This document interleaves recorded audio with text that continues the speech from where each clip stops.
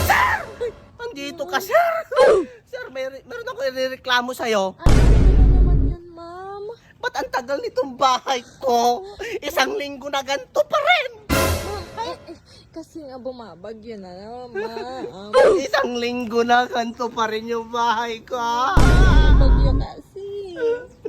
Ay, napakatagal. Pero hindi ako magagalit sa'yo, sir. Bakit? Yes, ma'am. Kaya kung Buti tiisin naman yan, Okay, siguro buti naman. matatapos na to. Isang linggo pa, no, sir? Huwag ka sasabihin hindi. Meron akong tanong sa'yo, Oh, sir. linggo pa, ma'am. Ha? Linggo. Isang linggo pa, di ba? Oo, ma'am, linggo. Ito na lang, sir. Hindi na kasi ako makapaghantay dito sa bahay ko kasi isang linggo na ganito pa rin. Ngayon, Ano gagawin natin, ma'am? unahin mo yung kotse. Ha? Yung nandito yung kotse dito? Anong kotse Yung nandito dyan? yung nakapark dito, pula, Nakapark. nakabayo. Paano Ferrari ata yun? Yung pinakita mo sa akin na picture na meron dito? Sure, ano yun? Wala po akong pinapakitang picture sa'yo. Meron kang pinakita, nandito nakapark, pula, kabayo. Ma'am! Perspective lang yun. Perspective! Render. Render!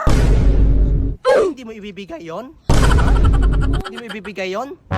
Hindi mo ibibigay yon? Ma'am, kasi perspective lang po yun. Nasa ano lang yun, design lang yun. Bakit mo pa pinakita sa akin kung di mo ibibigay? Unahin mo yon kasi hindi na ako makaantay sa bahay ko. Ha? Sir, sinasabi ko sa'yo, para habang hinaantay ko tong bahay ko, idadrive ko yung sasakyan. Ha? Ma'am, hindi kaya yun, ma'am. Paano hindi kaya? Pinakita mo sa akin may sasakyan dito, tapos sasabihin mo wala? Ay, Ma'am, niloloko mo ako. wala po sa budget yun, ma'am. Bahay lang po yung ginagawa namin, ma'am. Wala pong kotse. Merong kotse, ma'am. Dalawa pa nga yun. Nakalagay dito. May isang van eh. Ma'am, Oo. wala pong ganun, ma'am. Ma'am, nababaliw na ata kayo. Ini-scam mo ko. Ha? Doon sa perspective na pinakita mo may sasakyan dyan, tapos sasabihin mo wala. Ma'am, wala po talaga. Ay! Bahay lang po yung ginagawa namin, ma'am. Bahay lang! Ano bang ginagawa sa sasakyan? Di ba tinitirahan din kapag wala pang bahay? Di ba kapag umuulan, doon ka tumitira sa sasakyan pag walang bahay? O di ba tinitirahan din yun? Ay, ma'am, hindi po wala po sa budget yun. Hindi ako nakikipagbiruan sa'yo, sir. Bukas na bukas, or mamaya, kailangan maibigay mo sa akin yung sasakyan na nandito nakapark.